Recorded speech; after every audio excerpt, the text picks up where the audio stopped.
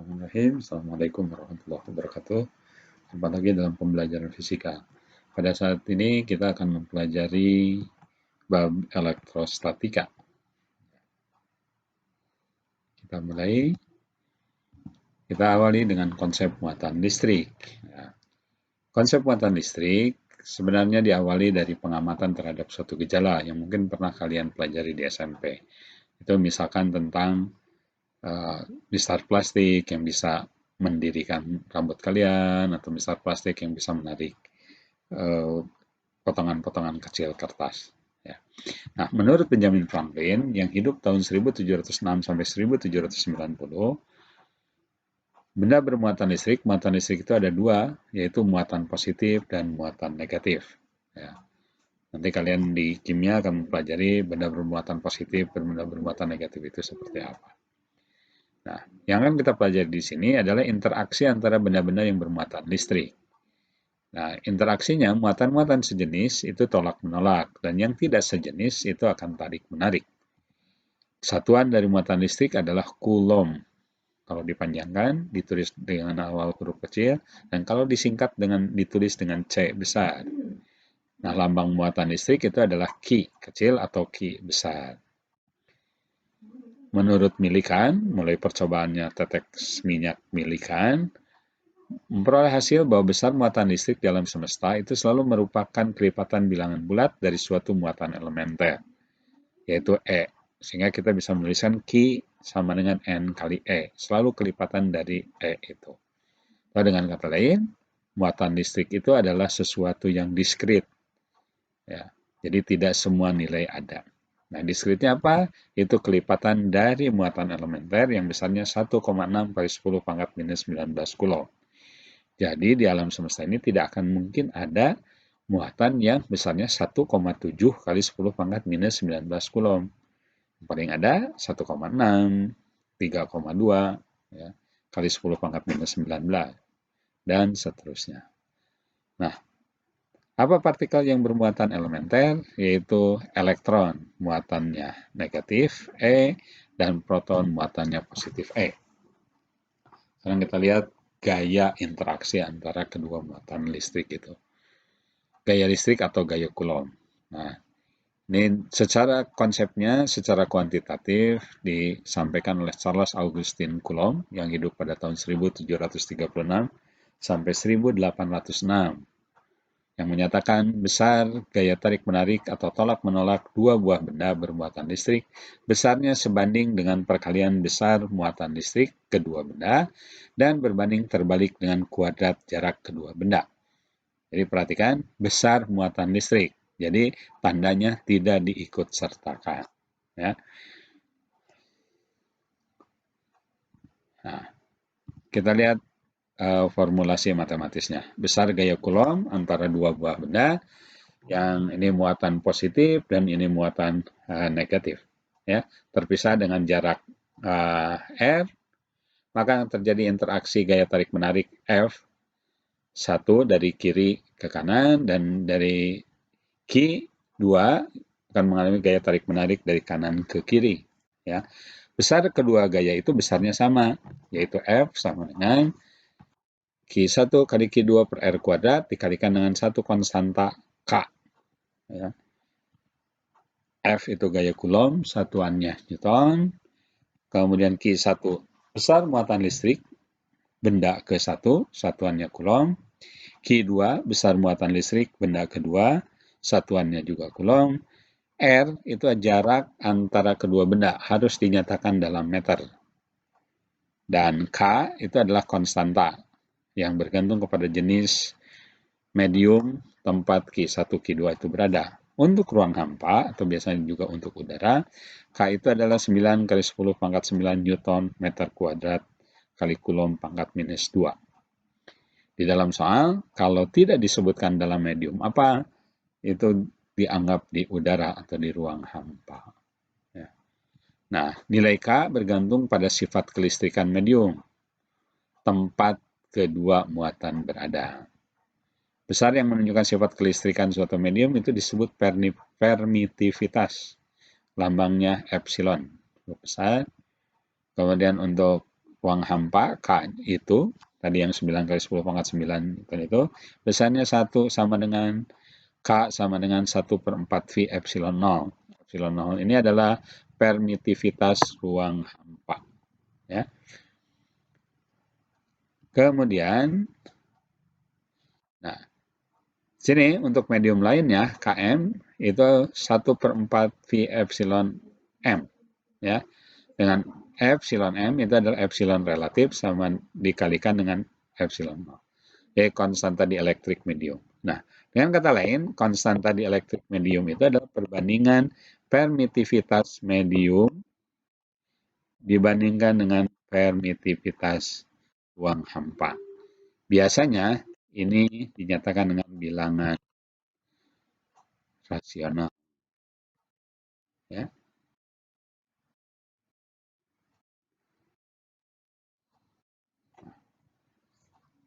Atau lebih sering bukan hanya bilangan bulat. Ya. Biasanya gitu. Nah, resultan gaya Coulomb yang bekerja pada suatu benda dihitung menurut aturan penjumlahan vektor. Artinya harus diperhatikan kiri kanannya, ya, atau atas bawah. Pokoknya arahnya harus diperhatikan. Oke, kita lihat sekarang contoh soal yang pertama. Dua buah muatan listrik masing-masing 20 mikrocoulomb dan minus 20 mikrocoulomb terpisah pada jarak 30 cm. Jadi ini plus, ini minus, ini terpisah 30 cm.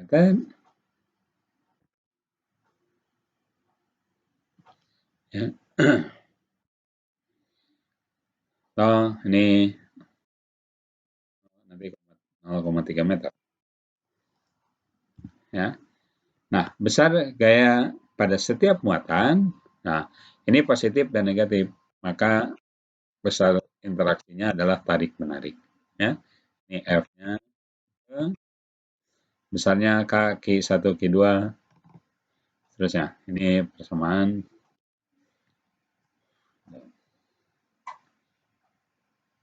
Yang B-nya, jika jaraknya dijadikan 60 cm, berapa gaya antar muatan tersebut sekarang? Jadi, dalam posisi R aksennya sama dengan 2 kali R. Ini 60 cm. Ya. Nah, dari persamaan ini kita lihat F itu berbanding terbalik dengan R kuadrat. Kalau R-nya diperbesar, maka F-nya akan mengecil. Karena R-nya diperbesar 2 kali semula, maka R kuadratnya itu jadi 4 kali semula. Dan dengan kata lain, si F-nya itu adalah 1/4 kali semula. Jadi ketika jaraknya dijadikan 60 cm, gaya antar muatan itu menjadi 1/4 kali gaya awalnya 40 Newton, ini, maka gaya akhirnya adalah 10 Newton. Ini contoh soal nomor 1. Contoh soal nomor 2. 3 buah partikel bermuatan listrik terdapat pada satu garis lurus seperti tampak pada gambar berikut. Perhatikan ini. Ini Q1, Q2, dan Q3. Hitunglah gaya Coulomb yang bekerja pada muatan Q3 akibat dua muatan lainnya. Ini di dalam gambar B digambarkan ini F32 itu adalah interaksi antara muatan Q3 dengan Q3 dengan Q. Ya, ini muatan Q3-nya negatif. Ini muatan Q2-nya positif. Berarti Q32 itu gaya listrik yang bekerja karena muatan kedua. Nah, karena ini berlainan jenis, Q2 positif, Q3 negatif, maka gayanya tarik-menarik. Pada Q2 juga arah gayanya ke sana. Ini F23. Ya. Nah, sedangkan pada Q1, ya, oleh Q1, karena sama-sama negatif, maka pada Q1-nya juga akan ada gaya ke sana. Ini F31.